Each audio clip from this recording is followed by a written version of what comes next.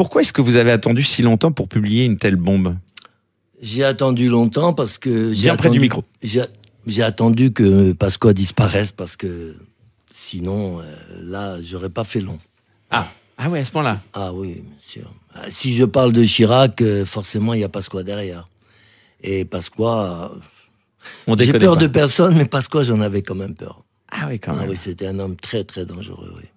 Alors, on va parler bien sûr, avant de revoir en détail ce livre avec mes amis, à côté de moi, de l'Incorrect et de Technicart. Tout d'abord, j'aimerais vous demander comment un fils de bonne famille, on le rappelle, vous êtes le fils d'un médecin militaire qui était le confident et homme de confiance du roi Mohamed V, en arrive-t-il à devenir un gangster ?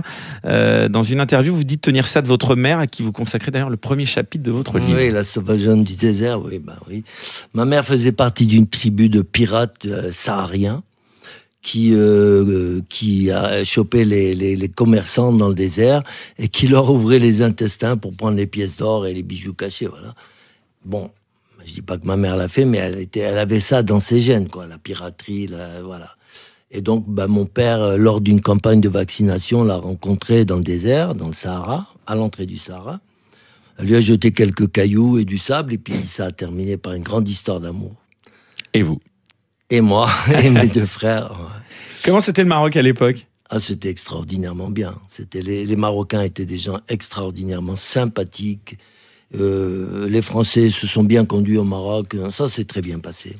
Rien à dire. Et puis donc, après le Maroc, on va rentrer dans le vif du sujet, direction l'Espagne, où se développe à grande vitesse donc le gangstérisme. Vous avez à peine 18 ans et vous y rencontrez des anciens de l'OAS, l'organisation armée secrète.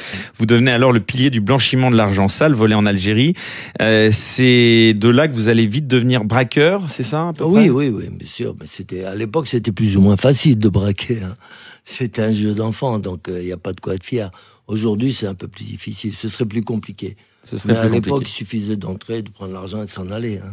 Allez, on rentre dans le vif du sujet. Arnaud Stéphane, l'Incorrect. Oui, il y a une célèbre série sur la plateforme Netflix qui s'appelle Narco. Et quand j'ai lu votre ouvrage, j'ai évidemment pensé tout de suite à un narco à la française, sauf que la Hollande, l'Espagne et le Maroc remplacent le Mexique et la Colombie. Et quoi qu'on parle beaucoup de Colombie aussi, énormément. Mais ce qui est intéressant, c'est la photographie de l'époque que vous faites. Et alors on est à la fois entre Narco pour le sujet et puis un peu dans les ouvrages de James Ellroy sur la corruption des élites. Quand vous parlez quand même de l'épisode espagnol, on est sur des anciens de l'OAS. On est aussi avec le SAC qui est pas loin. Les flingueurs du GAL, parce que c'est ça en vérité. C'est bonnet blanc et blanc bonnet avec le SAC et l'OAS. Voilà, et l'élimination aussi ciblée des militants de l'ETA, c'est ce qui va donner naissance au GAL également. Avec Pasqua derrière. Encore une fois, mais c'est une photographie assez sombre de ce qu'était la politique à l'époque, et vous, heureusement, vous arrêtez en 1986. Oui, mais parce que l'époque était sombre. Hein. Il y avait le retour des pieds noirs d'Algérie. Il y avait plein de problèmes, il y avait le franquisme. Là. On va s'arrêter un peu sur cette période. Donc de 72 même à 84, vous mettez le cap sur les Pays-Bas également. Oui. Vous y consacrez un long chapitre. Vous entrez alors dans le trafic à l'échelle internationale, avec l'Amérique du Sud notamment. Comment est-ce que vous résumeriez, comme dit en effet Arnaud, cette photographie de l'époque ? Comment ça ? Comment résumer, c'est-à-dire ? Ça traduisait quelque chose de l'époque. Vous dites ça a forcément changé. Aujourd'hui, on est passé... Je dirais que c'était la belle époque. C'était la belle époque. J'ai atterri dans l'université du crime. C'était la Hollande. Hein. Là, il n'y a pas photo. Mais c'était une très belle époque, oui. Il y avait de l'argent partout, facile à gagner. Enfin, facile. Donc une certaine nostalgie presque de cette époque. Ah oui, une nostalgie de cette époque. Pas du trafic, de ci, de ça, mais j'ai vécu une très, très belle époque. Puis c'était un peu le début de tout, quoi. Dans les années 70, on avait de la belle musique. Je ne veux pas vous parler de cocaïne, parce que ça en faisait partie. Les gens étaient plus sympas, il n'y avait pas de problème d'emploi, tout. C'était formidable, quoi, cette époque. Mais c'était une époque très dangereuse aussi, parce que beaucoup de gens voulaient s'enrichir. Et là, ils étaient prêts à tout. Que ce soit en Hollande ou en Amérique du Sud ou à Paris, c'était pareil. Hein. C'était une époque de folie aussi.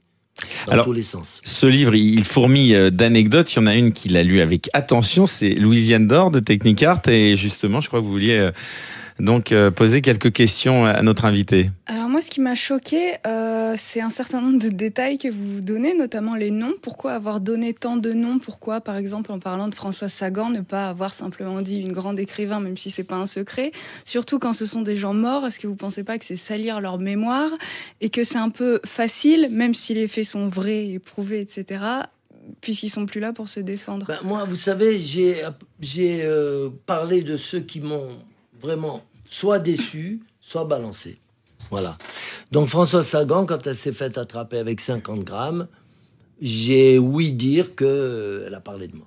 Voilà. D'accord, donc en fait, vous avez dit que c'était plus un exutoire. Il le dit, il se venge, c'est une forme de règlement de compte. C'est clairement, vous l'avez clairement écrit dans un esprit de vengeance. Vous avez réglé Mais il a l'honnêteté de le dire. pour régler des comptes. Parce que la liste serait beaucoup plus longue si j'avais parlé de tout le monde. Hein. Il aurait fallu écrire un autre livre. Et puis vous en auriez peut-être pas eu le droit par votre éditeur ou vos avocats, non? Oui. Il y a eu pas mal de filtrage. C'est aussi ce qui justifie comment dirais-je, l'édition tardive du livre, parce que beaucoup d'éditeurs ont hésité à me publier. Hein. Vous avez du mal à trouver un oui, éditeur? Oui, fort heureusement, j'ai trouvé Yannick Day qui a tout compris, et voilà, je pense qu'il ne le regrettera pas. Il m'a donné ma chance, voilà. C'était pas facile de publier un livre comme ça. Tout le monde a peur des diffamations. Bon, alors j'ai oublié de vous dire tout à l'heure que, évidemment, si j'ai attendu si longtemps, c'est parce que je connais la loi, bien sûr, à force. Je suis passé à 18 procès et j'ai eu 15 ou 20 avocats. Donc je commence à connaître la loi et je sais que la diffamation jusqu'à 30 ans, c'est faisable. Passer les 30 ans, c'est plus faisable. Donc celui qui veut m'attaquer en diffamation, bienvenue. On va s'amuser. On va laver notre... Quand vous voulez dire passer 30 ans, qu'est-ce que ça veut dire? Au bout de 30 ans, il n'y a plus de diffamation. 30 ans après les faits? Oui. D'accord. Même si la personne est vivante. Voilà. Donc moi, ça fait à peu près 31 ans, donc 32 ans bientôt. Voilà. Ça, c'est aussi une des raisons pour lesquelles j'ai tardé à publier. Arnaud Stéphane. Oui, l'histoire, elle grouille de personnages, même si Eric, ça l'a pas intéressé que je parle de l'OS et de l'Espagne, visiblement. Mais l'histoire, elle fourmille de personnages. Quelquefois, on s'y perd un petit peu, parce que, encore une fois, vous avez sûrement été contraint de concentrer énormément d'histoires. Et on se dit... Bon, c'est vrai, parce qu'il y a des choses, on le sait, c'est rentré quasiment dans le domaine public. Il y en a d'autres, on se dit c'est énorme. Ouais. Est-ce qu'il y a des moments quand même où vous n'êtes pas laissé aussi aller à... Pas l'exagération, je dis pas ça, mais mais non, pas l'exagération. Je vois que vous... Non. Mais tout d'un coup, on se retrouve avec ces histoires de coke qui sont déjà énormes, ces histoires de braquage, de gangs, de personnalités, et puis vous nous mettez cette histoire de roi du Maroc. Là, j'avoue, l'assassinat de votre père. Là, je me suis dit, mais qu'est-ce qui se passe? Je dis que j'ai les preuves en plus. Mais ça fera l'objet d'un autre livre. Ah d'accord. Donc il faut c'est le cliffhanger comme dans les séries. Je vous le soumettrai en temps voulu. C'est un livre extraordinaire. Parce que ça revient souvent dans votre livre, cette histoire du roi du Maroc. Oui, bien sûr. Je suis traumatisé moi par ça. Je suis traumatisé parce que roi du Maroc. Mais c'est pas le sujet en ce moment. Donc. Amand, vous évoquez d'hallucinantes pratiques pour cacher la drogue, comme la technique du boa, qui consiste à cacher de la cocaïne dans le ventre d'une chèvre morte et vider de ses entrailles, puis de la faire ingurgiter à un boa. C'est quand même assez fort. Et il y en avait même encore une autre, encore plus hard. Il y a pire encore. Vous faisiez passer la cocaïne dans des ventres de bébés morts. Honnêtement, j'étais en train de manger quand j'ai lu votre livre. C'est horrible. C'est comment on peut faire des choses comme ça sans avoir aucun scrupule. C'est immonde. Oui, mais vous le faisiez faire. Mais vous saviez que ça se faisait. Mais non, mais de toute façon, ces bébés étaient condamnés. Donc ils étaient morts déjà. On les a pas tués. On leur a pas ouvert le ventre. Ils étaient morts. Et les Indiens, ils ont un système pour réduire les têtes et tout, vous connaissez chez les Divaro et tout ça. Ils ont un système pour... non, moi je connais pas, mais... les réducteurs de tête, les Divaro, les bébés et tout. Et ils perdent rien, ces gens-là. Pour eux, un bébé, il est mort, ça n'a pas de valeur. Pour eux, d'accord, mais pour vous, vous utilisiez ces pratiques, vous les faisiez utiliser. Oui, j'étais un être amoral à cette époque. Je n'avais pas de moralité. J'étais capable de tout. J'ai cru comprendre. Parce oui, j'étais capable. Ça me faisait plus de limite, quoi. Je n'avais pas de limite. On devient 100 fois ni loi quand on est gangster. Quand on prend la cocaïne, on sait plus ce qu'on fait. Et on s'impose plus de limites. C'est un peu la Donc, vous cocaïne remettez la qui faute m'a mené sur, là. Comment? Vous remettez la faute, entre autres, sur la consommation de cocaïne, alors qu'il vous, Ah oui, qui vous oui, faisait bien faire sûr, des bien choses, sûr. Non, mais en temps normal, j'étais un consciemment. garçon très bien, mais de la cocaïne m'a changé. Mais vous le savez très bien, la cocaïne, ça crée un dédoublement de la personnalité. Vous le saviez ou pas? Oui, oui, bien Bon. sûr. Alors, la cocaïne, elle vous fait remonter à la surface ce que vous êtes en réalité. Et moi, j'ai découvert qu'en réalité, j'étais un sale mec. Voilà, on va dire. J'étais un méchant, un voyou, un gangster, tout ce qu'on veut. Aujourd'hui, c'est plus pareil. Je touche plus à rien, je suis normal, je respecte la loi, voilà. J'ai une femme extraordinaire, tout va bien. Mais c'est vrai que la cocaïne m'a perturbé, gravement, parce que je la prenais très pure et je prenais jusqu'à 7 grammes par jour. Ça vous dit ça? Ouh là là. Et de pur. Donc j'étais dans le brouillard, je savais même plus qui j'étais. J'étais devenu... Bah, j'étais prêt à tout. Mais Arnaud Stéphane, là, il en est glacé, là. Ah oui, j'avais pas peur, j'avais peur de rien, mais de rien. Vous Rien. dites ça, mais en même temps, quand vous étiez petit, vous faisiez aussi des choses abominables, Ah oui, comme bien aller sûr, bien sûr. déterrer Mais je m'en les cache morts pas. pour leur voler leurs bijoux, enfermer vos Oui, frères oui, et vos oui. animaux de compagnie dans des Oui, cases bien en sûr, béton, j'ai reçu- tuer les premiers animaux qui passaient ou essayer de noyer vos Ah oui, camarades. Vous carrément. consommiez pas de cocaïne à ce moment-là. Non, donc non, mais peut-être là, c'était un c'est peu le votre cannabis. nature, finalement, Là, à d'être l'époque, un- je prenais du cannabis à l'âge de 7-8 ans. À votre Non, avis, mais- d'ailleurs, sur la dépénalisation du cannabis, si au passage, vous êtes pour ou contre? Moi, je suis pour, bien sûr, parce que de toute façon, si les politiciens sont malins, le cannabis peut enrichir la France en termes d'emploi, en termes d'impôts, comme en Hollande. Je pense que là, on va dans le mur, on va nulle part. On pourra jamais arrêter la consommation de cannabis, d'accord? Et depuis qu'ils ont déclaré la guerre à la drogue en 1986, c'est Monsieur Chirac, bien entendu, qui l'a Votre fait. ami? Eh bien, qu'est-ce qu'ils ont fait de bien? Rien. Ça s'est multiplié par 1000, le trafic de drogue. Peut-être même plus. Il y en a partout du cannabis, même dans les prisons. Vous trouvez plus de cannabis et de drogue dans les prisons que dehors. Donc, qu'est-ce qu'ils ont résolu comme problème? Rien. Ils ont résolu, le seul problème qu'ils ont créé en plus, c'est que maintenant les jeunes qui ont goûté à l'argent du cannabis, ils sont prêts à tirer sur les policiers. Ils se laissent plus faire, ils veulent vivre, ils veulent de l'argent, ils veulent ci. Bon, en Hollande, ils ont trouvé le système, ils ont légalisé, et malgré la légalisation et les coffee shops, l'État en profite, ils rentrent de l'argent avec les impôts et tout, les coffee shops font un peu de trafic au black, et ils font travailler quelques trafiquants, qui au lieu d'aller braquer et d'attaquer les gens, eh ben ils vivent de ça. Et je pense que malheureusement, on sera bien obligé d'y arriver en France, parce que sinon, ça mène à rien leur guerre. Ça n'enrichit que certains policiers, ils ont des primes d'arrestation ici et ça. Des fois, ils se servent un petit peu en passant. Hein, ça, j'ai connu ça aussi. Et c'est tout. Les prisons sont pleines de trafiquants de cannabis, des barrettes et tout. On ne sait plus où mettre les vrais gangsters, les vrais voyous. On ne sait plus où les mettre.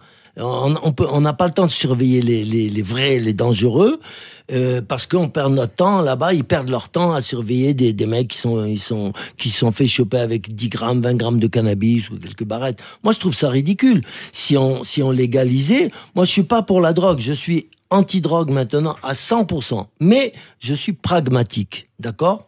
Je vois ce qui peut être bien pour la France et ce qui peut pas être bien. Vous voyez le Canada? C'était un pays qui était très réactif à l'époque contre le cannabis. On se prenait des dizaines d'années de prison pour ça. Et aujourd'hui, ils légalisent le cannabis, comment on dit ça, festif même. C'est même plus le cannabis qu'on utilise pour faire des médicaments. Non, non. C'est carrément le cannabis tel que... D'ailleurs, votre livre est assez ambivalent sur la question. Parce que vous êtes entre le récit, Oui. vous expliquez comment ça s'est passé, qu'en même temps c'était une période qui était... Voilà, peu de personnes ont vécu ce qui vous est arrivé dans votre vie, même si c'était très mal. Quand même. Il y a des histoires de mort, de règlements de compte, de trucs. Waouh. Et en même temps, pour reprendre la terminologie du président Macron, et en même temps, vous dénoncez la perte de dignité de ceux qui prennent des drogues, vous racontez des scènes Absolument, hallucinantes. oui, On taira le nom pour respect de sa mémoire d'un grand animateur de télé qui se déguise en sorcière. Enfin non, il n'est pas déguisé d'ailleurs en sorcière. Voilà, sur une péniche. C'est pas un animateur de télé. Non, c'était le présentateur un grand présentateur du journal de 13 heures. Il perdait toute sa dignité, c'est sûr. Et en même temps, donc disais-je, je vous vois sur un plateau il y a une semaine et vous dites oui, mais bon, si c'est 1 ou 2 grammes de manière récréative, c'est pas si grave que ça, etc. Par semaine. Ah oui, je connais pas j'ai pas fait 1 ou d'études 2 de grammes par semaine. pharmacie, je peux pas savoir si c'est grave ou pas. Non, mais tous les gens on en rencontre beaucoup à Paris malheureusement, qui en sont. Bien sûr. Même avec des doses dont vous parlez, ils sont pas très bien quand même. Hein. Donc la question. Non, mais ma question, elle est là, elle est sur l'ambivalence. Vous avez à la fois ce discours de condamnation, très bien, et en même temps, aujourd'hui, vous dites, bon, il faut comprendre. Évidemment, je veux dire, s'ils suivent mon parcours, c'est très mal. Moi, je leur conseille parce que c'est pas moi qui va leur conseiller de pas prendre la cocaïne, ils vont se foutre de moi, ils vont dire, mais c'est l'hôpital qui se fout de la charité. Non, mais je veux dire, s'ils suivent mon parcours, ils sont foutus. Je veux dire, moi, je m'en suis sorti, mais j'ai eu beaucoup de chance de m'en sortir parce que j'ai quand même beaucoup de volonté. Et voilà. Mais s'ils prennent de la coke, 1 gramme par semaine, voilà, de manière très festive. Alors, c'est pas méchant, c'est pas trop méchant, je veux dire. Mais si je peux les conseiller d'arrêter carrément de toucher à ces saloperies, c'est encore mieux. Voilà. et vous le disiez, vous n'aviez pas de limite, malgré le danger dans les fusillades dont vous étiez victime, la prison, tout ça, vous ne vous arrêtiez jamais. Il y a que la mort à l'époque aurait pu vous arrêter. Et encore, je suis pas sûr. Je suis pas sûr que ailleurs j'aurais pas refait des conneries. Je sais pas. Le jeu, la drogue, les prostituées, le showbiz, la politique, la police.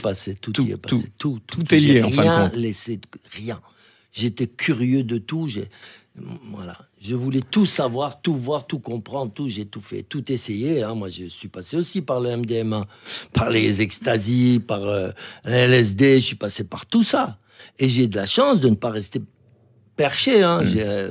Alors justement, on espère que vous n'êtes pas encore trop perché, puisqu'on va rentrer vraiment dans le vif du sujet, ce qui va intéresser le plus nos auditeurs. Donc on le rappelle, Gérard Fauré, vous signez ce livre, donc Dealer du tout Paris, le fournisseur des stars parle. On va parler de Charles Pasqua, donc l'ancien ministre de l'Intérieur, qui est donc omniprésent dans votre livre. François Mitterrand parlait de lui en le qualifiant de diable. Comment vous le résumeriez, vous, Charles Pasqua? De diable aussi, hein. Pourquoi? Diable et demi. Parce que c'était un diable. Attendez, le mec qui dit on va terroriser les terroristes, il l'a fait, hein, en utilisant le sac, bien sûr. Mais il était hyper. Moi, je crois que c'était l'homme le plus dangereux de France. Et tous les grands gangsters étaient à ses ordres, au garde à vous, comme Gaëtan Zampa, Francis le Belge, tout ça. Tous les autres, ils étaient tous à ses ordres. Et le sac aussi. Bon, alors, je vais vous dire, pour créer un organisme comme le sac. Donc, service d'action civique, moi je dis, action, il y en avait, mais civisme, pas trop, même pas. Donc, pour créer un organisme pareil, il faut quand même s'appeler Pasqua. Je vais dire, c'est énorme. Il est allé rechercher des anciens de l'OAS, des tueurs avérés, des malades mentaux. Il fallait voir les gens, là, Jean Gilbert qu'il y avait, ou d'autres que j'ai connus personnellement au Maroc, à l'école. C'était pas des cadeaux, il y avait le chacal, il y avait ces gens-là, ils étaient aux ordres. Quand il leur disait, allez tuer un Basque à tel endroit, en France ou ailleurs, ils y allaient, hein, sans discuter. Puis moi, j'ai voulu échapper à tout ça, et il me dit, écoute, n'oublie pas quand t'as fait sortir de prison en Espagne, où j'ai pris 40 ans de prison par contumace, plus tard, ouais. On m'avait chopé avec 1000 kilos de cannabis, ouais, que je réservais d'ailleurs à des amis de Pasqua, on va dire. Et voilà, il me dit maintenant... Alors lui, il touchait pas à la coke, hein, selon non, vous, mais il aimait beaucoup l'argent. Hein. Il aimait servait l'argent, de la drogue, peut-être du cannabis. Hein. Non, la cocaïne, c'était pas son truc. Bien que il s'est beaucoup intéressé à ce que je lui ai dit sur les couleurs dans la cocaïne. Vous vous souvenez? Enfin, C'est-à-dire que moi, j'arrivais à transformer de la cocaïne blanche, j'en faisais de la cocaïne rouge, vert foncé et tout. J'ai un système, j'avais un système. Ouais. Et en Hollande, on m'appelait l'artiste de la cocaïne parce que j'arrivais. Alors, c'était bien pour les flics. Les gens, ils se baladaient avec leur coque, c'était rouge. Les flics les arrêtaient. C'est quoi ça? C'est un épice que j'ai acheté pour mettre dans ma bouffe. Les flics, ils savaient pas. Ça a marché un temps. Moi, je reste fasciné quand même de ce qui se passe sur ce plateau aujourd'hui. On est en train de discuter tranquillement où on cite le nom de Charles Pasqua, qui a été deux fois ministre de l'Intérieur. Et alors? Qui a été un des fondateurs du RPR. Non, mais moi, ce qui m'intéresse, l'incorrect, on fait beaucoup de culture. Charles Pasqua, c'était quand même Jacques Chirac qui était en évidemment, bien sûr. Et moi, c'est vrai que c'est sidérant. Ce que vous dites, oui. Ce que vous dites, oui. Évidemment que ça se savait quand même. Vous étiez pas le seul à le savoir. Pourquoi c'est pas sorti à cette époque? Mais ils n'avaient pas le courage de le dire, c'est tout. Moi non plus d'ailleurs. Hein. J'ai quand même attendu prudemment qu'il disparaisse, parce que de son vivant, j'aurais jamais bougé un petit doigt. Hein, non. on était assuré de partir. c'est- Et avec mes propres amis, comme m'a dit mon juge d'instruction, hein, attention. Mon juge d'instruction m'a dit, Monsieur Fauré, attention à ce que vous dites, parce que vous avez été vous-même membre du SAC et vous savez de quoi je parle, vous savez de quoi sont capables ces gens-là. Mais oui, j'ai dit bien sûr, mais alors attention à ce que vous dites. Elle m'a menacé, elle m'a prévenu, et donc, de toute façon, j'avais pas l'intention de parler de lui ni de Chirac, hein, voilà. Et Chirac, aujourd'hui, le fait qu'il soit lui encore en vie, ça vous a pas un petit peu freiné à vouloir... Envie, mais Alzheimer quand même, hein, donc je me demande si ça Non, vient mais pas par de la respect cocaïne. Hein. Je me demande, j'ai aucune preuve, je sais pas. Vous avez conscience que c'est très grave quand même ce que vous dites, ça peut être de la diffamation. Je peux me demander, non, j'ai Ouais. le droit de me poser des questions, c'est interdit. Attendez, on vit dans le pays de la liberté d'expression. Je dis, je me demande. Ça peut, comme ça peut pas. Je n'affirme rien. Non, mais ce que vous affirmez dans votre livre, c'est que vous fournissiez Jacques Chirac, quand même. Ça oui, mais je dis pas que c'est forcément à cause de la cocaïne qu'il a attrapé Alzheimer. Ça, Ouais. je Et dis vous pas. n'avez pas peur des représailles en citant Mais- des gens qui sont toujours vivants, Alzheimer Mais ou si pas? ça doit arriver, ça arrivera. Qu'est-ce que vous voulez que je vous dise sinon? Mais moi, toute ma vie, j'étais comme ça. Si j'avais eu peur, ben, je serais pas là aujourd'hui déjà. Je serais peut-être un petit fonctionnaire à 1500 € par mois et encore. Il y a un monde entre les deux quand même. Pardon Il y a un monde entre petits À l'époque, vous gagnez fonctionnaires. combien avec ce trafic? Bon, C'était des des fois, sommes. c'était 50 000 francs par jour. Pardon? 50 000 par jour. D'accord, on a bien entendu. Eh ben écoutez, sur ce, il y a mon réalisateur qui me dit on va couper, on va s'arrêter là. Alors juste avant de s'interrompre, on parlait donc de ce passé de dealer qui vous faisait gagner jusqu'à 50 000 francs par jour. J'ai bien entendu, Gérard Fauré? Oui. Ah oui, donc là, parfois, c'est quand même... ça fait réfléchir, on va dire. Ben, Hein? c'est-à-dire Mais que bon. j'avais une espèce d'after à Versailles. Mais les journalistes en ont parlé. Dans une villa qui appartenait enfin à ma mère et à son ami. Et j'avais fait, parce que ma mère, elle était absente, elle était en Espagne avec son ami. Moi, j'avais profité pour faire une espèce d'after. J'avais 7 chambres à coucher. Et puis, bon, il y a de grandes personnalités qui venaient, comme Coluche ou d'autres, hein, et même Johnny. Et donc, à l'entrée, je leur donnais une pierre de 50 grammes de cocaïne que je pesais devant eux. Et à la sortie, je pesais la différence. Et c'était 1000 francs le gramme. Ah, Donc, comme ils venaient tous en couple... ça partait vite. Ah ben, ça partait vite. Et puis- Alors justement, ça va nous amener à parler un petit peu de ces jet sets là. Après avoir parlé de Charles Pasqua, de Jacques Chirac, on va le rappeler. Donc, vous avez, enfin c'est d'ailleurs le sous-titre de votre livre, le fournisseur des stars parle. Vous balancez, on en parlait tout à l'heure, balancez sec, des noms prestigieux tels que Jeanne Moreau, Annie Girardot, Françoise Sagan, Yves Saint-Laurent. Bon, encore des gens donc décédés. C'était un peu de notoriété publique pour tout cela. Il y a même un animateur de télé qui passe à se Yves demander. C'était Yves Morosi, oui. voilà, lui aussi décédé. Ça à se demander qui ne prenait pas de cocaïne à l'époque, non? Oui, c'est à se Tout le demander. monde prenait de la D'ailleurs, cocaïne. moi, j'ai été très surpris parce que, bon, moi, je croyais que le paradis de la cocaïne, c'était la Hollande. Bon, parce que là-bas, tout le monde en prenait. Et hein. c'était Par- les mains douches finalement. Et quand je suis arrivé en France, je me suis dit, c'est un pays de paysans, ils ont rien compris, ils savent rien sur la cocaïne, c'est tout nouveau. Psh, ben, dites donc, j'ai été très surpris de voir que tout le monde prenait de la cocaïne à l'époque des bains-douches, c'est tout. Alors les C'était bains une douches, je le folie. rappelle pour les auditeurs, c'était Ouais. une boîte mythique Ah, de c'était- Paris. C'était extraordinaire ce qui se passait Passé là-bas. hein. Oh les là plus là. grandes stars mondiales même. Ah ben oui, bien sûr, j'ai servi de grands acteurs, je vais pas citer leur nom, des Américains. Qui sont encore vivants? Oui, ils sont encore vivants, ouais, tous. Mais non, j'avais un lieutenant à qui j'avais fourni une limousine Mercedes. Il allait les accueillir à l'aéroport avec sa limousine. Et puis, il les emmenait dans un hôtel de luxe. Il leur proposait de la cocaïne et tout ça, voilà. Et puis alors, donc parmi tous ces people, il y en a un. Alors, il y en a un auquel faut pas toucher, vous le savez. De C'est- qui vous parlez? Bah, je sais pas, on va peut-être Pour écouter moi, il n'y a d'abord. pas d'intouchable. Il y a quelqu'un qui est malheureusement décédé, c'était bien sûr le grand Johnny, dont vous révélez d'ailleurs des choses hallucinantes, puisque, on va le rappeler, donc vous dites évidemment qu'il touchait à la drogue, et puis vous racontez autre chose. Mais d'abord, on va écouter l'un de ses plus proches amis, il s'appelle Pierre Billon, il s'est exprimé cette semaine sur CNews. Écoutez ce qu'il disait. Plein de gens récemment parlent de Johnny comme quoi il était cocaïnomane, etc. Mais attends, faut arrêter les gars. Moi, j'ai un mec, quelqu'un qui est cocaïnomane, on est d'accord, il est accro. Bon, nous on a fait des tournées ensemble, d'accord, c'est ça. Mais surtout, j'ai fait des voyages moto avec lui pendant 2 mois et demi. Dans 2 mois et demi, quelqu'un qui est accro, au bout d'un moment, il tremble. Je te le dis, c'est pas le cas du tout. Donc, il y a chacun a sa vérité, mais moi j'avais une vérité relativement quotidienne, faut bien dire. Quand on dit Johnny Hallyday... Bon, alors voilà. Donc ça vous fait rigoler. Complètement. J'ai été hyper accro. Je crois qu'il n'y avait pas plus accro que moi dans toute l'Europe à la cocaïne. J'ai jamais tremblé et je tremble pas. Vous voyez mes mains? J'ai jamais tremblé. C'est faux. Et Johnny Hallyday, je lui ai vendu moi-même à l'Observatoire 10 par 10. Alors voilà. Et puis alors Johnny, pour vous, c'était plus qu'une victime. Vous dites qu'il se faisait racketter également. Oui. Et puis là, vous dites des choses, excusez-moi, mais à peine crédibles, incroyables. Enfin, en tout cas, vous révélez un... Quelque part, là, c'est pas pour lui faire du mal que j'ai dit ça. C'est plutôt pour informer les Français. Alors, qu'est-ce que vous avez dit? Parce que déjà, Johnny, on disait qu'il payait pas ses impôts. Il voulait quitter la France pour aller en Belgique, pour aller en Suisse, pour aller partout. Sauf la France, parce qu'il en avait probablement marre d'être racketté et de donner une grande partie de ce qu'il gagnait à la PEC française. Donc, moi, j'informe, je dis, voilà, Johnny... S'il n'a pas pu payer ses impôts et si aujourd'hui il doit encore 11 millions d'euros au fisc, c'est parce que quelque part son argent, on lui prenait. Voilà. Il allait ailleurs. Et pour quelle raison il allait ailleurs? Alors pour quelle raison? J'ai dit que parce qu'il avait une relation homosexuelle avec un jeune garçon que j'ai connu très jeune à Tanger au Maroc, qui s'appelait Philippe Carbone. Je pense qu'il est peut-être encore vivant et qu'un jour il se montrera, je sais pas. Mais vous n'avez aucune preuve de cela, Gérard Fauré. Des preuves. Il faut toujours avoir des preuves dans ce pays. Pourquoi des preuves? Ça fait 32 ans. Des preuves. Enfin, on n'avait jamais entendu ça. Écoutez, vous l'entendez aujourd'hui. Je le dis. Après, qu'on me prouve le contraire aussi.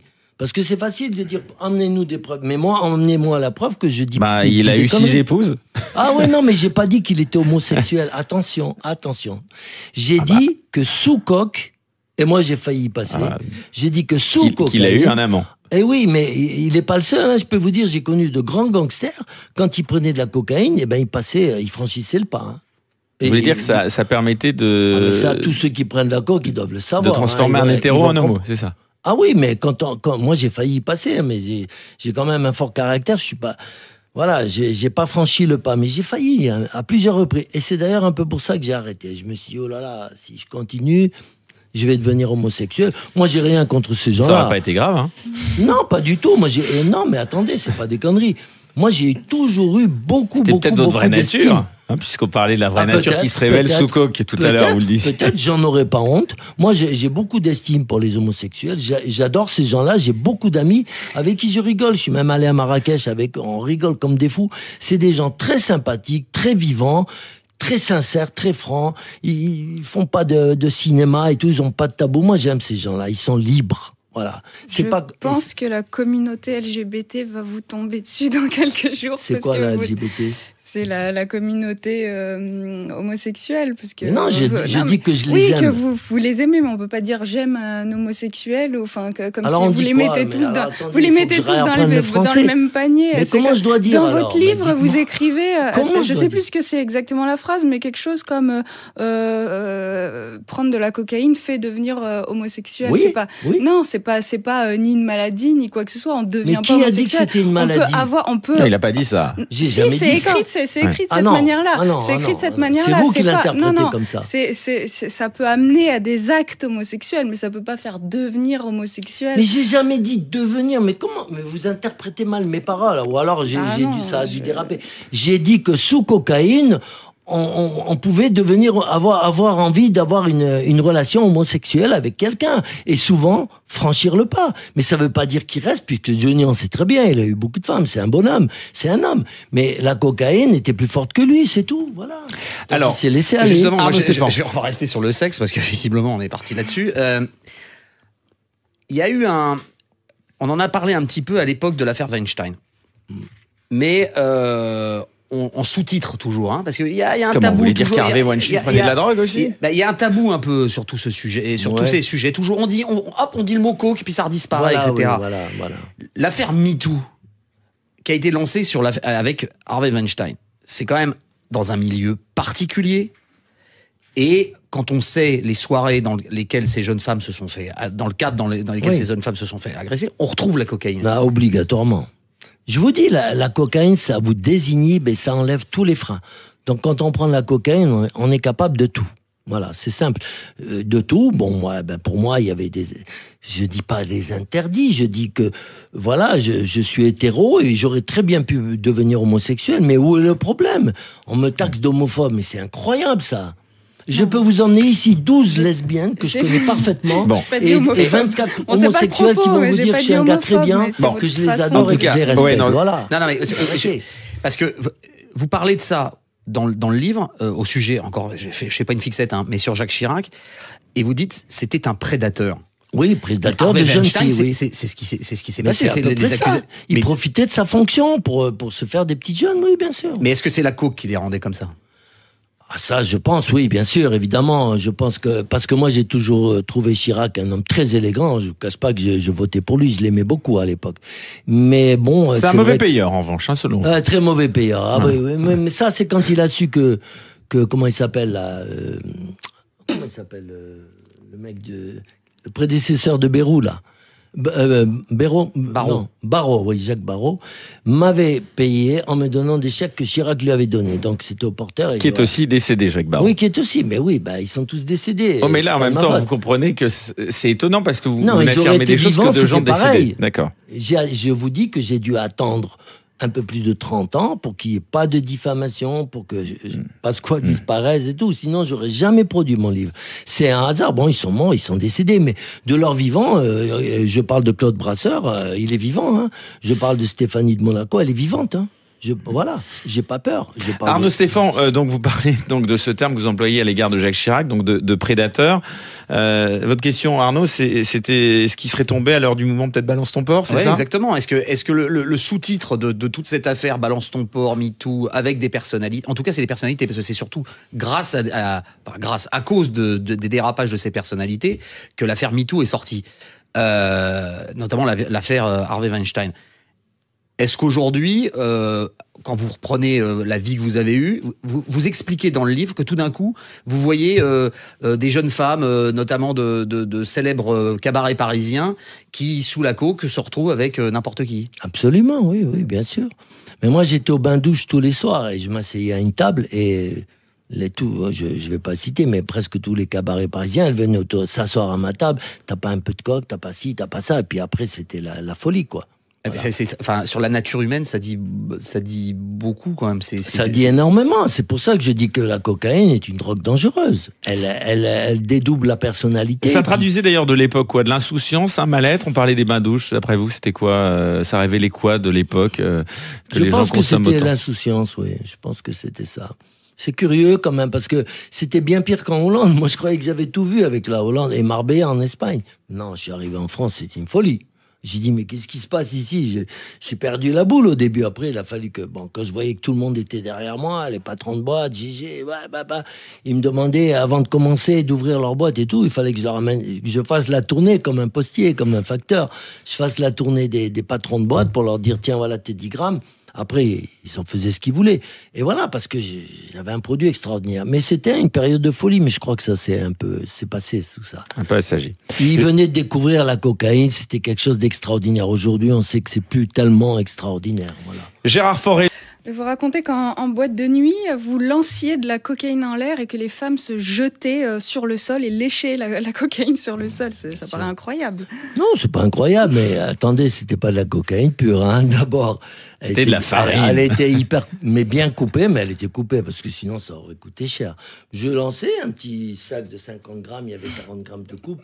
Et 10 de cocaïne, je jetais ça sur la piste et elles se précipitaient, elles léchaient le sol. Les Hollandaises, elles étaient friandes de cocaïne à l'époque. Et donc, ça vous amusait? C'est comme quand vous racontez cette soirée de jet-setter où vous aviez coupé la coke avec du laxatif et vous moquiez des gens. Ah oui, ça c'est drôle, Si, racontez-nous cette anecdote, ça c'est génial. Vous moquiez de vos clients. Alors racontez cette anecdote, vous l'aviez coupé avec du laxatif. C'est ce qui m'a valu les foudres de Monsieur Chirac.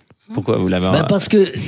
ça m'avait été commandé par Jacques Barrault. Il y avait une grande fête, je ne sais pas chez trop qui. C'était un immense parc, une immense villa. Bon, je sais pas. Bon, je sais, mais je sais pas. Et donc, non, je vais pas mettre tout le monde à dos quand même. Et donc, Barrault m'avait commandé 100 grammes pour la fête. Et moi, il me restait plus que 50 grammes. J'avais tout épuisé. Et en même temps, Chirac avait refusé de me payer les chèques. Là. Il avait refusé. Donc, ils n'ont jamais été payés, ces chèques, puisqu'ils ont été retrouvés par la police, chez moi. Non. Et mon juge d'instruction m'a demandé d'où ils provenaient. Et vous aviez mis donc du laxatif. Alors, pour me venger, j'ai dit, bon, ben, cet argent-là, je vais le récupérer sur la coupe. Voilà. Donc la moitié. Il veut m'avoir, moi, la moitié, j'ai mis du laxatif. C'était du Manicol à l'époque. Déjà, la cocaïne, c'est un laxatif. La cocaïne par elle-même, c'est déjà au départ un laxatif. Et là, je me suis dit, ben voilà, je vais récupérer ça. Et j'ai mis dedans. Bon, j'ai emmené ça. Puis je me suis mis du côté du barbecue. Là, il y avait un peu de sable, heureusement, parce que j'ai vomi moi aussi de rire. Ouais. Et je voyais alors, au bout de 10 minutes, les gens sortir en courant, chercher un buisson pour se vider. Ça courait dans tous les sens. Aux toilettes, c'était des embouteillages. Je suis allé voir Écoutez, s'il vous plaît. mais laissez-moi, mais arrêtez, mais si, mais c'était, voilà. Il y a eu un article dans les Échos, dans la Tribune, je m'en rappelle pas, il faudrait regarder, sur un chercheur anglais qui avait dit que une des raisons de la crise financière de 2008, c'était l'hyperconsommation de cocaïne. C'est probable. Vous savez qu'en Angleterre, dans la Tamise, ils ont trouvé dans l'air de la cocaïne sur toute la longueur de la Tamise. Ça veut dire que tout le monde consomme là-bas aussi. Mais oui, c'est probable, oui. Mais il faut aussi dire que grâce aux gros trafiquants, ils ont quand même relevé des banques qui étaient en faillite. Hein. On parle de 350 milliards de dollars qui auraient été investis par les narcotrafiquants oui, mexicains. Certainement, mais ça m'étonne pas, moi. Ouais. Regardez El Chapo, il a vendu plus de 150 tonnes de cocaïne. Vous imaginez la fortune que c'est? Cet argent, il va forcément dans les banques. Mais bien sûr, ils sont friands de ça, les banquiers. Qu'est-ce que vous croyez? Vous n'avez pas l'impression qu'on est passé dans une narco-société où finalement, ça sert de béquille pour tout? Mais depuis longtemps. C'est pas nouveau, c'est depuis les années 80. Et j'ai connu beaucoup de journalistes et beaucoup d'avocats et beaucoup de politiciens qui prenaient, mais j'en parle pas. Ah, mais là, c'est tout le monde. Là, moi, je dis que le monde est dans ce milieu, c'est presque tout le monde, presque. Beaucoup de gens en prennent, on va dire, parce qu'on peut pas généraliser. Le ministre de l'Intérieur, j'ai envie de vous demander, Castaner, lui qui dit avoir copiné avec des gens peu recommandables à une époque à Marseille, ça vous inspire quoi, par exemple, vous qui avez bien connu ce milieu du grand banditisme? Ça me fait rappeler Pasqua un petit peu. Bon, je sais pas, s'il dit ça, c'est bon. Mais je le trouve pas, franchement, à la hauteur. À une époque, c'était à une époque lointaine, il dit ça maintenant, voilà. Moi, je trouve qu'il a une bonne tête, je sais pas. Il joue au poker dans ce milieu. On va attendre les résultats, je sais pas, je peux pas parler de lui. Je pense que c'est un homme sain, je pense. Bien que je sois pas très macroniste, son entourage, c'est pas ça. Et puis moi, je suis plus dans la politique, j'y crois plus. Pour moi, c'est tous des charlatans, des menteurs, Vous croyez des plus en la politique aujourd'hui? Non, ni même en la justice? La justice, elle a été parfois bien, parfois moins bien. Vous êtes définitivement rangé aujourd'hui, oui, Gérard bien Fauré. sûr. Mais bon, pour parler de la justice, moi je vous dis, en 86, c'était la première fois que je passais devant un tribunal français. J'avais connu les tribunaux hollandais ou belges, et je peux dire que c'était pas pareil. Et moi, sans discuter, parce que Chirac avait demandé à ce qu'on me donne la peine maximale, on m'a donné la peine maximale. On m'a rien demandé au tribunal. Alors, vous avez fait ça, vous avez fait ci. Hop, 10 ans de prison plus 2 ans des douanes, ça fait 12 ans. Ensuite, après, en appel, ça s'est peut-être un peu amélioré. Mais non, mais moi, la justice française, c'est comme ci, comme ça. Hein. Il y a des bons juges comme des mauvais. Eh bien, on laissera tout le monde se faire sa biographie de Gérard Fauré, ex-braqueur, mais surtout ancien roi de la cocaïne et dealer du tout Paris. Dans son livre « Dealer du tout Paris, le fournisseur des stars parle », beaucoup de révélations, des noms, ce qui est exceptionnel en France, car les protagonistes sont cités. Et surtout, il y a une vision du monde de la nuit, mais pas que de la nuit, un monde enseveli sous des montagnes de cocaïne. Gérard Fauré, bonjour. Bonjour. Vous êtes donc l'auteur de Dealer du tout Paris. C'est le récit de votre vie hors norme, c'est paru chez Nouveau Monde. C'est un livre incroyable, on va y revenir. Ma première question, Gérard Fauré, est-ce que tout est vrai? Absolument. Absolument. Tout est vrai dans votre livre? Absolument. Et encore, j'en ai laissé. C'est-à-dire que mon éditeur a censuré la moitié de mon livre, sinon il y avait encore beaucoup plus à dire. Mais pourquoi il a censuré? Parce qu'il a trouvé que c'était pas vraiment de la bienséance, parfois, d'autres que c'était pas très légal. Enfin bon, il a eu un peu peur, disons, voilà. Moi, personnellement, j'aurais aimé que tout soit publié, mais bon, on est en France. Il y a beaucoup de gens que je n'ai pas balancé parce qu'ils se sont très bien conduits avec moi et que ces gens-là peuvent dormir tranquillement, jamais je ne parlerai d'eux. Il y a des politiques, il y a des acteurs, il y a des hommes d'affaires, il y a de tout. Je ne les ai pas balancés. J'ai balancé particulièrement ceux qui m'ont fait du mal. En particulier Johnny Hallyday, Chirac. Chirac qui est intervenu auprès du procureur de la République pour que je prenne le maximum de la peine, alors que j'étais son fournisseur en cocaïne. Alors, on va y revenir, Gérard Fourrier, on reviendra sur tout. Mais avouez que cette manière de balancer ceux qui vous ont balancé, c'est d'ailleurs dit explicitement dans le livre. Hein. Ouais. Chaque fois que vous citez un nom, vous dites « celui-là, je lui en veux, car j'apprends du juge que c'est lui qui m'a balancé ». Absolument. Ça, pour le lecteur, ça paraît un peu une vengeance. Bah, ils peuvent penser ce qu'ils veulent, moi. Non, mais moi, j'ai pensé... C'est moi, en tant une que lecteur, vengeance, on se dit, oui, mais mais se venge. c'est une vengeance, effectivement, bien sûr. Sinon quoi? Bien sûr que c'est une vengeance. Et j'en ai eu un grand plaisir de pouvoir, au bout de 30 ans et quelques, de pouvoir enfin me vider. En France, la règle, elle est simple. Si on dit quelque chose qui est diffamant, on peut être poursuivi pour diffamation et ensuite on va devoir prouver qu'on est de bonne foi. Donc parfois, c'est un peu difficile. Et c'est pour ça que, comme il le dit, hein, les éditeurs, ils peuvent être frileux ou on diffuse rarement des choses en disant attention, si vous ne pouvez pas le démontrer derrière, on va avoir des problèmes. Mais en même temps, c'est pas interdit de dire la vérité. Et en particulier, si on a des comptes à régler, bah, tant mieux si les choses, elles sont dites. Et puis après, si les gens veulent aller devant les tribunaux, bah, ils feront ce qu'ils ont à faire. Mais je crois que si on est mis en cause dans un livre comme celui-là, et que c'est malheureusement vrai ce qu'on dit sur vous, on n'a pas forcément intérêt à venir 30 ans après, saisir une juridiction, rendre médiatique des faits qui, aujourd'hui, il faut quand même bien le dire, sont prescrits. On est 30 ans après, il n'y a plus personne qui sera poursuivi pour ce qui s'est passé dans ce livre. Avec Zampa, j'ai été associé sur l'Allemagne, la Belgique, la Hollande. On a fait de grandes choses, au point que la police nous suivait, nous ont tous pris en photo avec des cadavres et tout, et j'étais là, et j'ai eu un deal avec le grand chef de la police hollandaise, qui m'a demandé, parce qu'il est amoureux d'une fille, et il voulait faire supprimer le mec qui était avec cette fille, qui était très belle. Mais vous dealez avec tout le monde. Vous dealez de la drogue, mais vous dealez avec tout le monde. C'est-à-dire que vous trouvez à chaque fois un accord avec tel ou tel, parce que vous avez un dossier ou des photos. C'est ça qui est fou. Selon vous, c'est ces grands bandits qui tenaient sur leur coupe, vous avez un peu évoqué le sujet, quelqu'un comme Johnny Hallyday. C'est Zampa, mais Francis le Belge était contre. Francis le Belge voulait sortir Johnny de cette histoire. Mais ça, vous en êtes sûr? Ah, mais 1 000 000%, à moins que Zampa m'ait menti. Parce qu'il m'a raconté pas mal d'histoires sur de grands acteurs dont je ne citerai pas le nom.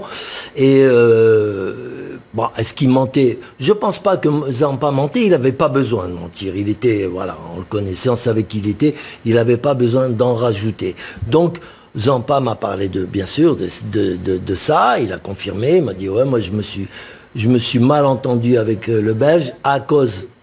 Au départ, il me dit à cause d'un mec que je raquette, et lui, il était contre parce qu'il était Johnny. Ah bah après, je lui dis mais c'est qui? Il me dit c'est un grand chanteur. Et finalement, on arrive à Johnny. Il me dit le Belge. Ben, le Belge me l'a confirmé. Il aimait Johnny, c'était un Belge comme lui, il aimait sa musique, et il a dit à Zampa, écoute, lui tu le laisses tranquille. Zampa lui dit hey, tu ne t'immisces pas dans mes affaires, ok, c'est bon. Johnny, je le garde. Et puis après la mort de Zampa, il y en a d'autres qui ont pris la relève. Je ne sais pas qui. Philippe-Henri Honegger, vous pensez que c'est crédible le fait que Johnny, pendant un moment, ait été racketté par les grands barons de la pègre? Est-ce que c'est crédible? Tout est crédible. Moi, j'y étais pas. Je vais pas vérifier. De toute façon, il y aura. C'est choquant pour l'opinion. C'est choquant. C'est Johnny. Voilà, oui, ça choque. En tous les cas, c'est pas invraisemblable. Vous voyez, des personnalités liées à la pègre, il y en a eu en France, il y en a eu aux États-Unis. On les connaît. C'est pas quelque chose d'absolument invraisemblable. Et on sait que dans cette obscurité qui est celle du grand banditisme, il y a des choses qui se passent dont on parle pas et qui un jour sortent ou ressortent pas. Enfin, ça me choque pas, vous voyez. Ce qui est fou, Gérard Fourrier, c'est qu'avec la drogue, on tient des gens, vous ou d'autres. C'est ça. Certainement, bien sûr. Mais même dans le milieu politique, oui. Bien sûr, on tient beaucoup de gens. La cocaïne, c'est un produit diabolique. Diabolique. Celui qui en prend, il peut s'attendre à avoir de graves problèmes, comme ne pas en avoir. Tout dépend de son comportement. Mais c'est vrai que avec la cocaïne, c'est un sésame, ouvre-toi. On entre partout. Moi, j'étais entré vraiment dans des endroits pas possibles, où il y avait des marquis, des barons, et puis de grands acteurs, et puis des politiciens. J'étais partout. On me demandait partout. Grâce à la cocaïne. Alors, un autre personnage célèbre, ex-président de la République, auquel vous vous attaquez. C'est Jacques Chirac. Il y a de nombreuses pages sur lui. Je voulais un tout petit extrait, on parle de Jacques Chirac. Lequel, c'est deux jeunes filles que vous connaissez, ont rencontré Jacques Chirac, lequel les avait carrément démarchés à plusieurs reprises pour des rapports à la hussarde. Il leur avait fait comprendre que c'était un honneur pour elles de l'avoir comme amant, une routine à laquelle elles avaient fini par s'habituer. Et quelques lignes plus loin, vous décrivez un comportement de prédateur chez Jacques Chirac. Ça, Gérard Fauré, ce sont des accusations graves. Mais c'est la vérité. Alors Prédateur. je devrais me taire. Non, c'est la vérité. Non, mais c'est normal que je vous questionne. Oui, non, mais cet homme-là, président de la République, c'est vrai que moi j'ai lu ça, Ouais, le livre bah m'est oui. tombé des mains, je l'ai Mais repris cet homme-là après. qui présentait bien, c'était un bel homme, tout. C'était un sauvage au niveau du sexe. Je veux dire, les deux filles, les a connues au Racing Club de France. D'accord? Une travaillait dans la boutique, je la fournissais un peu en cocaïne, et elle en vendait un petit peu là-bas. Et une autre faisait le nettoyage. Ces deux filles-là travaillaient au black. Chirac le savait. Donc il les tenait. Il leur disait, ouais, moi je sais que vous n'êtes pas très net et tout. Alors voilà, faites un peu ce que je vous demande, sinon vous risquez... Et comme elles gagnaient beaucoup, elles avaient des pourboires énormes et tout, elles ne voulaient pas perdre leur place. Donc elles se pliaient aux désirs et aux besoins de M. Chirac. Philippe-Henri Honegger, ça vous choque? Les frasques sexuelles des uns et des autres m'intéressent assez peu. En revanche, ce que je trouve très intéressant, maintenant vous êtes retiré, vous êtes à la retraite, mais c'est que ça illustre, vous voyez, ce rapport entre, on va dire, des personnalités ou des gens qu'on va dire toxicomanes, parce que quand on prend de la cocaïne, on est toxicomane, et leurs revendeurs, ça illustre assez quelque chose que moi je plaide régulièrement encore aujourd'hui, le deux poids deux mesures qu'on va faire entre le vendeur et le consommateur. Parce que la particularité de la cocaïne ou des stupéfiants en général, c'est que même si c'est un problème de santé publique, même si on est toxicomane, on a quand même le consommateur qui est le demandeur. Et au final, ce qui ressort de votre affaire, c'est que ce monsieur, il a fait des années et des années et des années de prison pour des gens qui eux-mêmes étaient consommateurs. Il faut... Attendez. La consommation de produits stupéfiants en France, c'est puni par la loi. Jusqu'à 1 an d'emprisonnement. Et toutes les personnes dont on parle dans ce dossier, ils n'ont jamais été inquiétées. Donc soit on considère que c'est véritablement des victimes et c'est pas puni, soit on considère qu'il y a une part partagé entre celui qui vend et celui qui achète. Et si, excusez-moi, j'en finis par là, on mettait plus souvent les consommateurs devant les tribunaux, en même temps que leurs revendeurs, on se rendrait compte de l'inégalité absolue qu'il y a entre les deux. Il y a des gens qui font de la prison. Vous, c'est pas votre cas, puis c'est une autre délinquance, mais moi, je défends régulièrement des petits gamins 17, 18, 19 ans, qui vont vendre parce qu'on les appelle de la cocaïne, parce qu'ils sont suffisamment bêtes pour croire qu'il n'y a pas autre chose à faire dans la vie que gagner de l'argent, et qui se prennent des 1, 2, 3 ans, 4 ans de prison, alors que les gens qui leur achètent continuent à faire la fête, parce qu'on sait que la cocaïne, c'est une drogue festive. C'est pas... Voilà. J'entends parfaitement ce que vous dites, mais c'est pas pour ça que quelqu'un comme Gérard Fauré, encore une fois, le livre est passionnant, mais c'est normal qu'il ait été condamné quand même. Je dis pas ça. S'il n'y avait pas de consommateurs, il n'y aurait pas de vendeurs. Nous sommes d'accord. Maintenant, s'agissant de Chirac, il n'était pas tout seul. Il y avait Jacques Barrot avec lui. Dans mon livre, on met B. Ah oui, là, vous donnez le nom, il n'est pas dans le livre. Je le donne, mais bien sûr, je le donne. Mais Jacques Barrot, c'était un peu lui qui faisait les affaires. Et autre chose, Chirac, c'est pas aujourd'hui que j'en parle. Dans mon affaire, mes 2 lieutenants qui sont tombés, en particulier Elie Malka, dont le cousin était chauffeur de Chirac, dit aux policiers... Si vous voulez me mettre en prison, vous mettez Chirac avec nous. Parce que Chirac nous prend 100 grammes par semaine. C'est énorme, 100 grammes à l'époque. Voilà. Mais les policiers lui ont fait une tête au carré. Il était méconnaissable. Il a porté plainte. La plainte n'a pas abouti, bien entendu. Parce qu'encore une fois, c'était M. Chirac. Chirac m'a donné 2 chèques. Bon, ma juge d'instruction a pris ça avec des pincettes. Elle m'a dit, écoutez, attention, si à la version que vous allez me donner sur ces chèques. Parce que, vous le savez vous-même, vous avez été membre du SAC, et le SAC, c'est pas quoi, mais c'est Chirac aussi. Donc, vous savez ce que vous risquez. J'ai dit, non, mais madame, vous inquiétez pas. À l'époque, je voulais pas parler de tout ça. Je dis, non, j'ai gagné au backgammon, et il m'a payé par chèque, mais bon, il a pas honoré ces chèques. Voilà, c'est ça le problème. Mais comme disait... Pour ça, vous lui en voulez? Ah ben bien sûr que je lui en veux, mais c'est pas que pour ça. C'est parce qu'il est intervenu auprès du procureur pour qu'il me donne la peine maximale. Et mon avocat, Maître Liénard, qui est aujourd'hui décédé, est venu me dire, écoutez monsieur, c'est pas la peine que je plaide votre cas.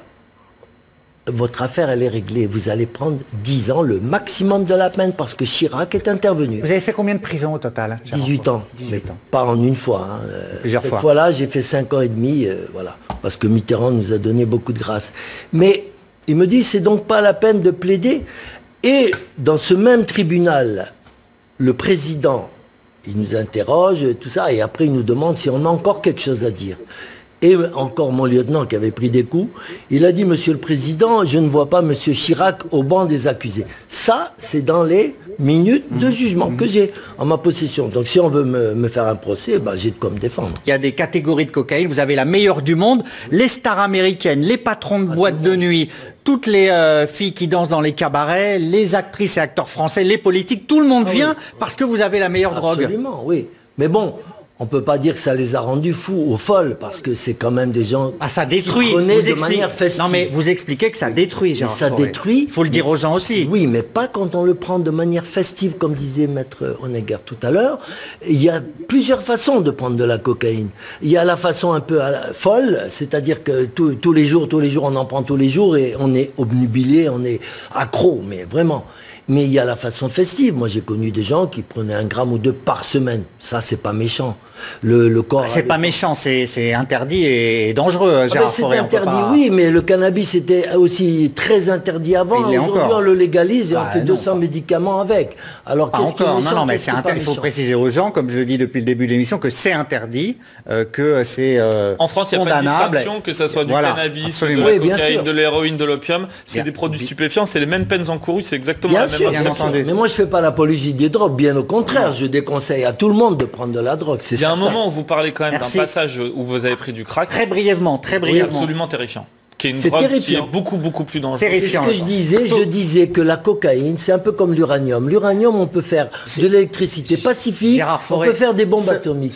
Avec la cocaïne, c'est pareil. Gérard Fauré, de la bonne et du danger. Ce sera le mot de la fin. On rappelle que la consommation, l'usage, la vente de drogue, tout ça est interdit en France. Il ne faut surtout pas prendre de drogue. Je balance des gens qui m'ont fait du mal. Donc c'est une forme de vengeance. Pourquoi ils vous ont fait du mal? Alors, Jacques Chirac, par exemple, qui était un très très bon client.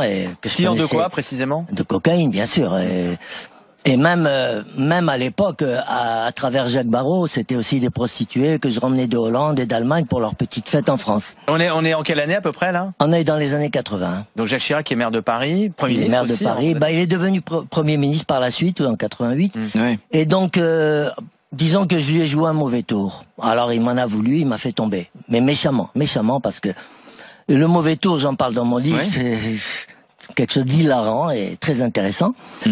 Et donc, par la suite, moi, je l'ai pas balancé, d'accord, devant les flics et devant mon juge d'instruction. Au contraire, je lui ai sauvé la mise. Et vous lui avez permis de finalement d'être président de la République ensuite. Pardon? Vous avez permis à Jacques Chirac de continuer sa carrière politique et de finir l'Élysée. Exactement. Si ces infos sortaient à l'époque, forcément... Ah là, il était mort. Parce que j'avais 2 lieutenants qui ont parlé de lui, qui l'ont accusé, qui ont demandé à ce qu'il soit au banc des accusés. Ça, c'est dans les minutes du jugement, donc voilà. Et moi, au contraire, je l'ai dédouané, disculpé auprès de mon juge d'instruction parce que j'avais reçu 2 chèques de lui. J'ai dû expliquer à ma façon, sans le mouiller ou quoi, que ça provenait du jeu, du backgammon, au Racing Club de France. Et donc voilà.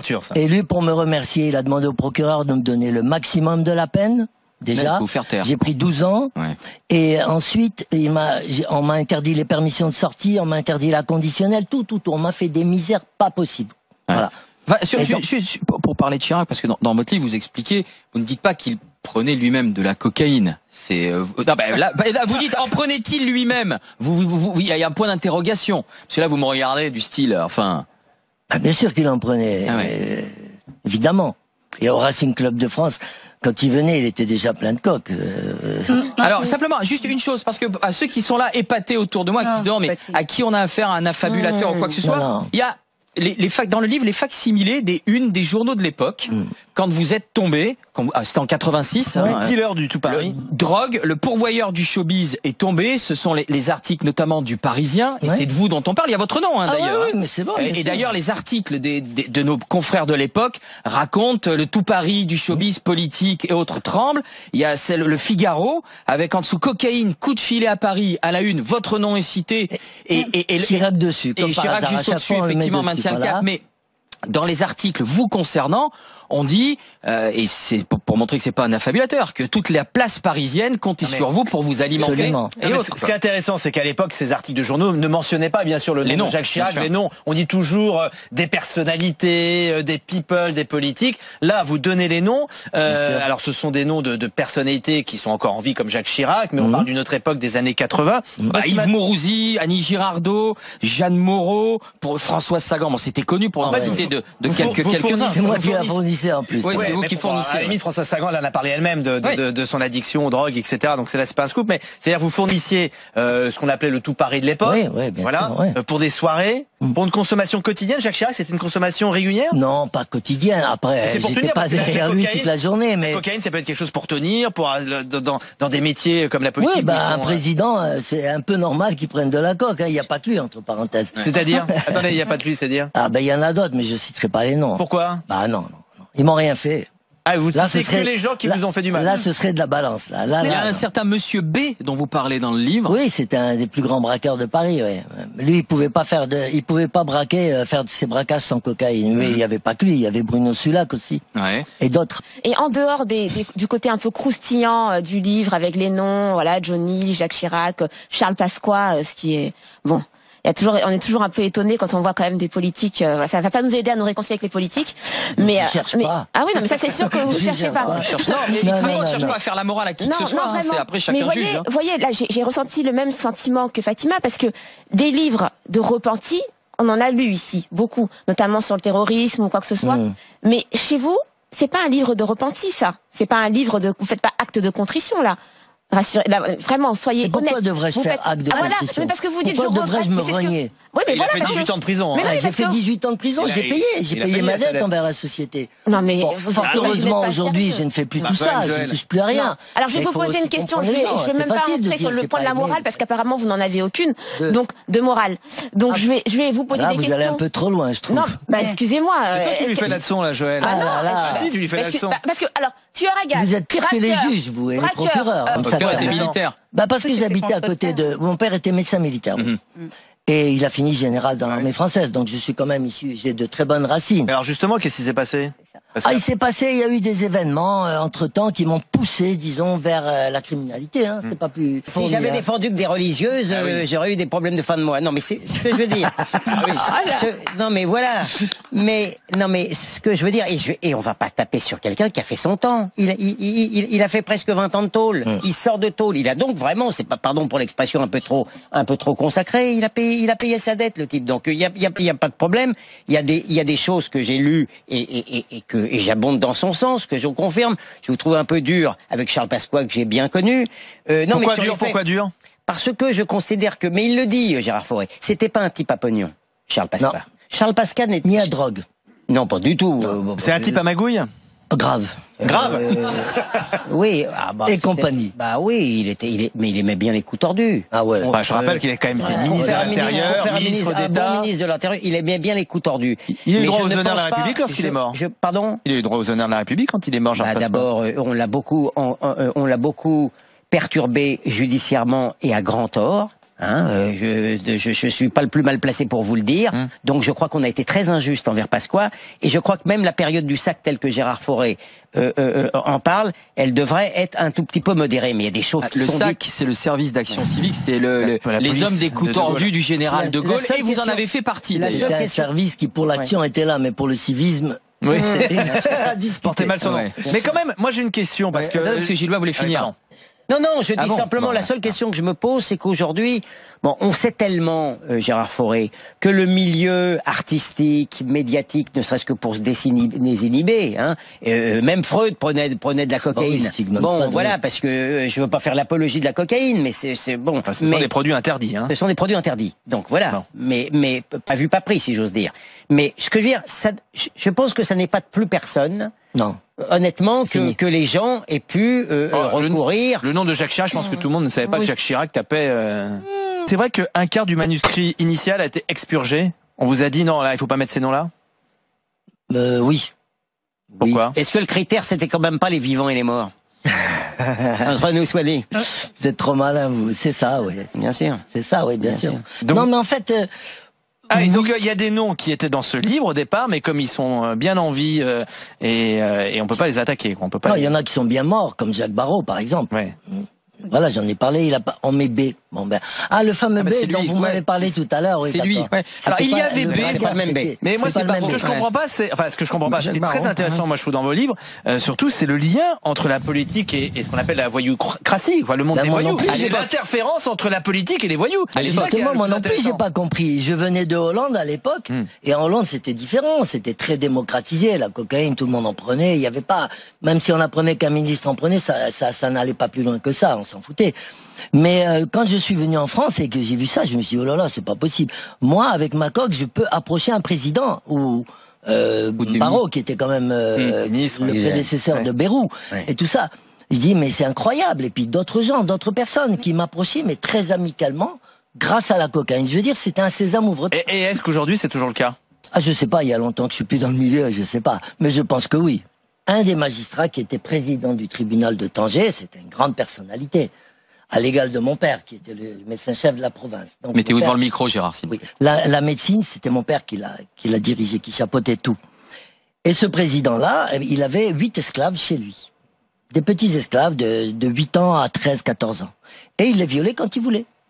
Voilà. Et quand il faisait trop mal et tout, il appelait mon père. Quand il y avait des points de suture à faire, il appelait mon père. Mon père venait. Oui, mon père venait lui-même personnellement pour que les infirmiers et tout ne le sachent pas. Donc c'est mon père qui s'en occupait, mais à contre-cœur, mais il était bien obligé. Mais là sur ça justement précisément, les temps ont changé. Au Maroc, je suis pas sûr. Hein. Ah non? Oh non, ah non. À partir du moment où c'est le pouvoir, on protège. Ça c'est sûr. Ça c'est sûr. Sauf qu'il y a eu un moment où Hassan II a réagi. Mais son fils, je pense pas. Il a réagi, Hassan II, il a mis un peu tout le monde en prison. Il y avait à Tanger un monsieur qui s'appelait Michel, un grand gangster, qui avait un bar, grand gangster, entre parenthèses, qui avait un bar là-bas, et puis il vendait les petits-enfants à des grandes personnalités, notamment de la famille royale anglaise. Et parce que le prince Moulay Abdellah, qui était frère du roi Hassan II, était aussi homosexuel et pédophile. Donc à un moment, le roi en a eu marre, il a dit bon, tout ça, ça suffit. Il a renvoyé son propre frère qui avait violé 6 enfants et qui les avait fait tuer à Rabat, d'accord. Il l'a viré du Maroc et il s'est installé en Belgique. Le Moulay Abdellah, qui est mort du sida. Et donc à ce moment-là, Hassan II a voulu faire un grand nettoyage et il a mis ce grand gangster en prison, il l'a expulsé du Maroc et tout et tout. Il y a eu un nettoyage, mais il y a toujours eu des remplaçants, bien sûr. Et il y en aura toujours. La pédophilie au Maroc, elle est omniprésente partout. Et il faut pas dire que c'est la faute du tourisme sexuel. Ça, c'est un grand mensonge. Voilà. Et pourquoi est-ce qu'on n'en met pas un terme? Il y a certaines régions du Maroc, comme Tanger ou Marrakech, où ils ont ça dans le sang. Je dis pas que les Marocains sont bisexuels, loin de moi. Mais la région de Tanger, ça prolifère. Et Marrakech, je vous en parle même pas. C'est la capitale du monde. Il y a beaucoup de liens aussi avec le tourisme, parce qu'on a parlé du Maroc comme la petite Thaïlande. Parce que même il y a eu des scandales avec des Français, Hollandais qui venaient se fournir. Sauf qu'on n'a jamais su la vérité, il n'y a jamais eu d'enquête, ça n'est jamais allé à son terme. C'est juste, ça a juste été basé sur des rumeurs. Attends que les gens meurent. Qui n'ont jamais pu être étayées. Si j'ai bien compris. Merci. Ça fait plaisir. Mais non. Les lois du milieu qui existaient du temps de Gérard Fauré, elles n'existent plus. Le banditisme est totalement atomisé.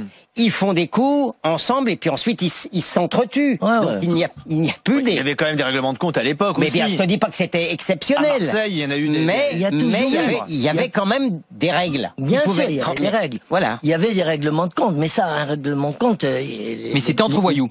C'était entre voyous, les parrains n'intervenaient pas. On tapait pas sur les flics, on évitait de... Alors là, on tapait pas sur les flics. Voilà. On avait quand même buté le juge Michel. Ah ouais, mais le juge Michel, c'est une autre histoire. Hein. Ça, c'est un peu avec les Italiens, avec Totorina et compagnie. Le juge Michel, ça a été une grave erreur, on va dire. De la part des voyous. Et on s'en prenait pas aux policiers. Maintenant, on s'en prend aux policiers. Jamais. On les respectait. Ils faisaient leur boulot. Nous, de notre côté, on faisait notre boulot. C'était un peu le gendarme et le voleur. Si on se faisait choper, on disait bravo. On se serrait la main. D'ailleurs, moi, je connais 2 policiers qui probablement voudront bien venir à votre émission si vous les invitez. Il y en a un, il prend sa retraite fin décembre de la criminelle. Il m'a arrêté en 97 pour un meurtre qu'il n'a pas réussi à élucider. D'accord. J'ai fait 1 an, il m'a relâché. Et là, je le vois, c'est mon voisin. Il me serre la main, on prend un verre ensemble et tout. Il m'a dit, Gégé, moi, si tu veux, je vais témoigner en ta faveur. Si vous voulez l'inviter, en janvier, février, il viendra volontiers. Et il vous racontera ce qui se passait avant. Et moi, il m'adorait. Il me dit, tu vois, malgré les coups d'annuaire téléphonique que je t'ai mis sur la tête, je t'aimais bien. Il me dit, t'as été correct. Mais c'est vrai, il vous le dira, il vous le dira. Vous le faites venir, il vous le dira. Il me dit, t'as été très correct, je t'ai massacré, t'as rien dit, bravo, t'es un beau voyou, je t'aime bien. Et vous, vous le respectiez aussi? Mais moi, je le respecte à tout va, mais les policiers, je les ai toujours respectés. Les juges aussi, ils font leur boulot. Qu'est-ce qui vous a sauvé la vie, finalement? On va dire ma diplomatie et ma correction. Et ne jamais balancer. Voilà, c'est ce qui m'a permis de rester en vie jusqu'à aujourd'hui. Il n'y a aucun voyou qui vous dira, Gérard, balance, ça n'existe pas. C'est pas possible. Et c'est ce qui vous a permis d'écrire ce livre. Gérard Fauré, dealer du tout Paris, le fournisseur des stars parle. C'est aux éditions Nouveau Monde. Merci d'être passé par le grand oral DGG, Gérard. C'est tout un plaisir. On vous laissera discuter avec Fatima, là, tous les deux, en tête à tête. Allez, on y va pour le GG, vous, s'il vous plaît.